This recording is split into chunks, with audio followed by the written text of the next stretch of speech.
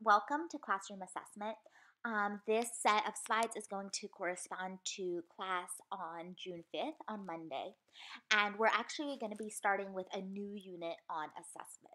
Before we get into the content, I want to make two notes about how I'm going to do these videos.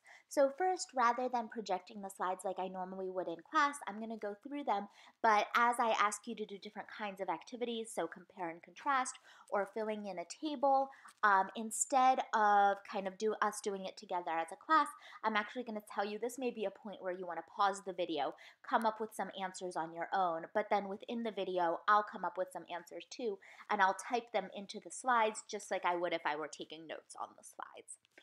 The second thing is I'm probably going to record this video as a couple of shorter segments, maybe corresponding to each slide, so that it's not as hard to upload like a 20 or 30-minute video. So it's split up into different sections.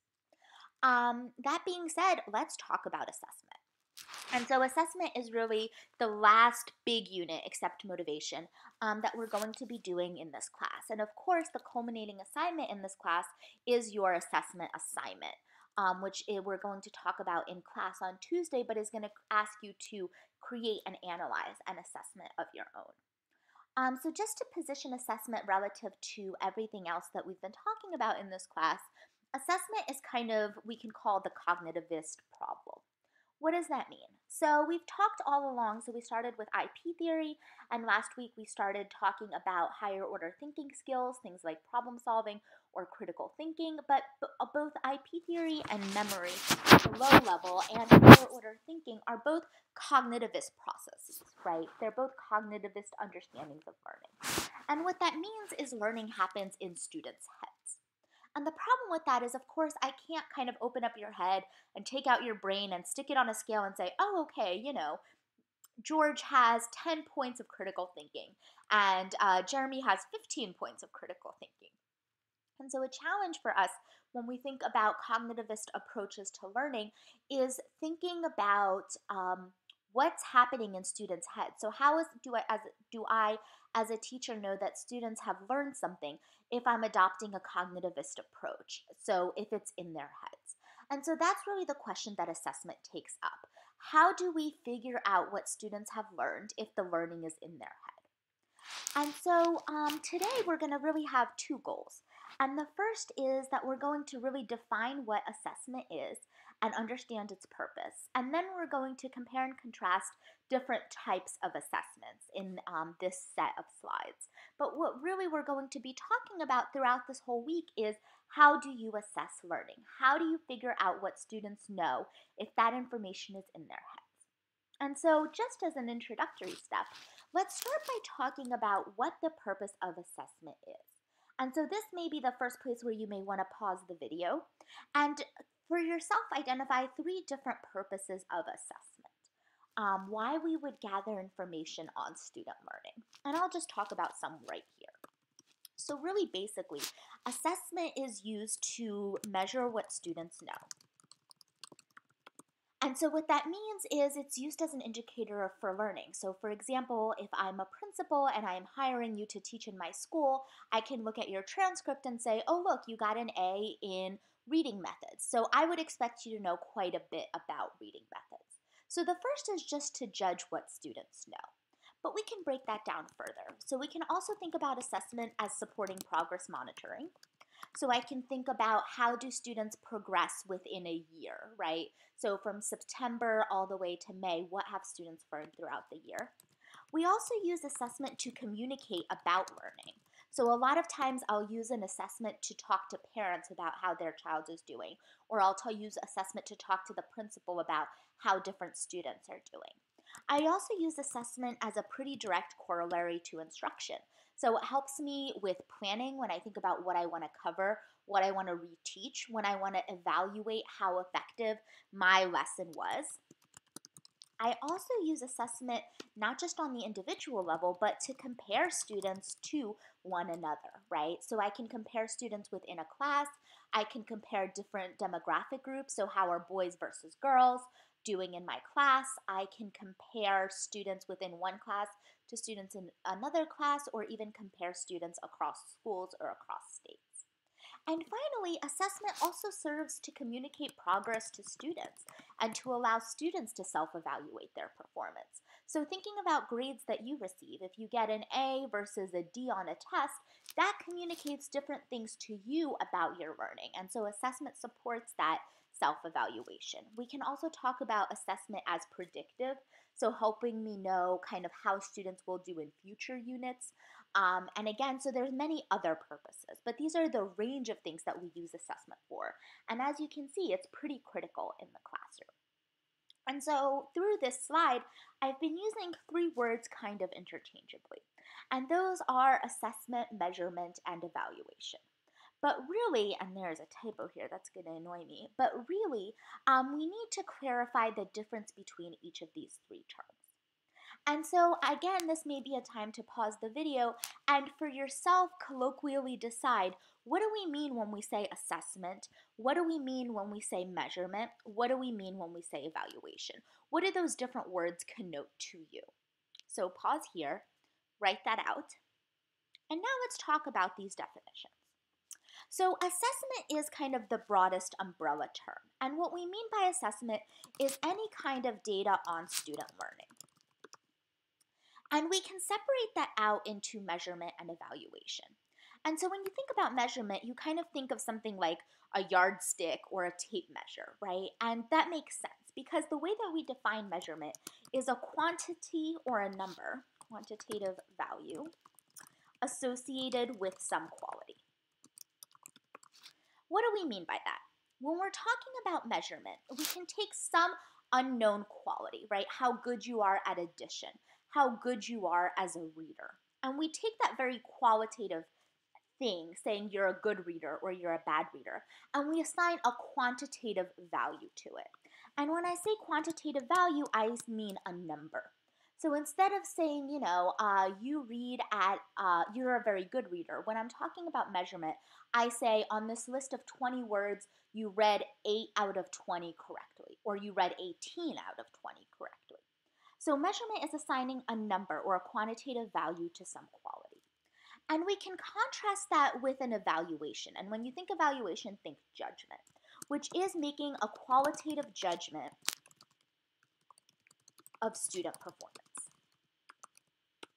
So what does that mean? What is the difference between those two terms? So when I look at your grade on a quiz, the measurement part of that is my just saying, you got an 8 out of 10 on this quiz. The evaluation is how I judge that measurement, how I judge that particular quantity. And so if you got an 8 out of 10 on that quiz, I can say, and that's a very good grade because that quiz was hard. So you did very well. That's my evaluation. That's my qualitative judgment. Or if all along you've been getting 10 out of 10s and all of a sudden you have an 8 out of 10, I can say this was a mediocre grade for you. And again, that's a qualitative judgment. But as you can see, the same measurement, depending on which student it's assigned to, can be accompanied by a different kind of evaluation. And so the other question to answer for yourself, and again, pause the video, is why do we need to distinguish measurement and evaluation? I'll ask that question again. Why do we need to separate out measurement and evaluation? And the reason is that it's really important to decompose the quantitative values we assign to a quality and how we judge them. So again, to go back to our example, if I think that a student in my class is a good reader, a lot of times I maybe have false perceptions. So for example, I may see them, going through books very quickly. I may see them picking out challenging books, and I may think, you're a very good reader. But if I don't assess it in a measurement kind of way, if I don't assign a quantity to that, then my evaluations may have no basis. You may be picking up books and just flipping through them without reading anything, which is why you're getting through them quickly. Or you're picking out books just where you think the cover is interesting, but you're not a good reader at all. So a lot of times when our evaluations aren't accompanied by a solid measurement background, that really is a disservice to us, and it's not a good basis for evaluation. So imagine telling a parent, for example, your child is a good reader or a bad reader. Parents want to know, well, how do you know? And so measurement is really what provides evidence for that evaluation. But on the contrary, you don't want to have measurement without evaluation. So it would be very hard, to go through school and say, you got an 8 out of 10 on this and a 4 out of 5 on this and an 80 out of 85 on this. At some point, parents would want to know, or a principal would want to know, or a student would want to know, well, is this a good thing or is this a bad thing? And so evaluation helps us interpret, it helps us understand, it helps us provide context for those measurements. So for example, if a student is awesome at math, they always get 90s and 100s, and they get a 70 on a math test, that measurement may be evaluated by me as, oh, that is not such a good grade for you. On the other hand, if a student has been struggling the whole semester with math, they've been getting 50s, they've been getting 60s, and they get a 75 on a test, that same measurement may be evaluated very differently. I may say, he's making real progress on this test. So my evaluation may change given and that's what provides the context for the measurement. And so the other thing that I like to ask you to do now, and again, you can pause the video, is think about the whole range of assessment that happens in the classroom. Think about all of the data that we collect on student learning. And there's a ton, right? So we can start with kind of the formal quizzes, tests, but we also collect lots of data just during the normal course of instruction. Homework, worksheets, but we also collect data on student learning. Again, assessment is a completely umbrella term. So any information you get. So when we, for example, ask questions in class and students give us different kinds of answers, well, that's helping me figure out something about how students are learning. That's a form of assessment. Also, when I do observations of students, so if I'm walking around the room, I'm collecting information about how students are learning. And so all of these and many more fall under the umbrella of assessment. And so now what we're going to do, now that we have our terms clear in terms of measurement, assessment, and evaluation, is we're going to break down assessment even further. And so we're going to slice it in a couple of different ways. And the first big distinction that we can draw in the assessment literature or in types of assessment is between classroom and standardized assessment. And we'll talk about these just a little bit because, as you'll see, as a teacher, you deal a lot with classroom assessment. You deal not so much with standardized assessments, except that it happens in your classroom. So again, right now, I'll ask you to pause the video and identify at least 3 differences between classroom and standardized assessments. And I will put in a table to help us organize those differences. Okay, and as you'll see, there's a lot of differences to talk about when we talk about classroom and standardized assessment.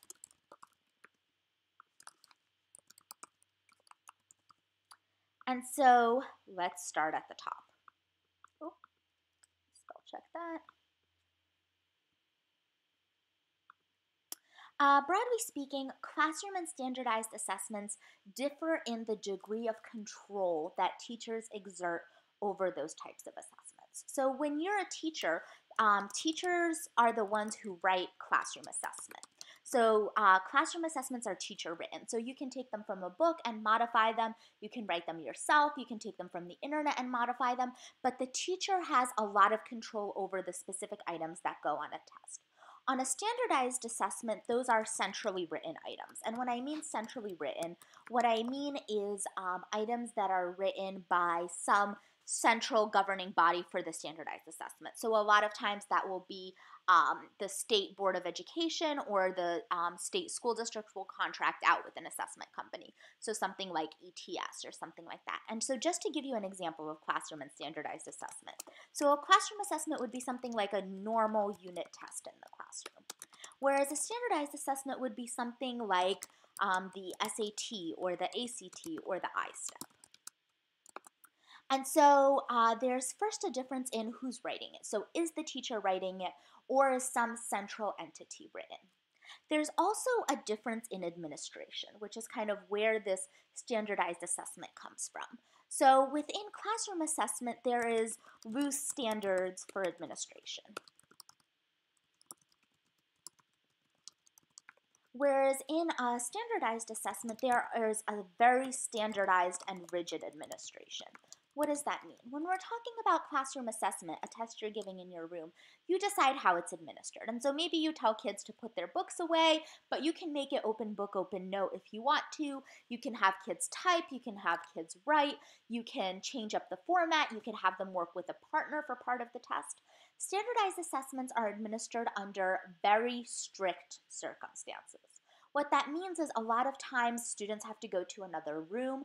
Sometimes they'll make teachers cover up posters on the wall so nobody has an unfair advantage. So everything is highly standardized in terms of how the test is administered.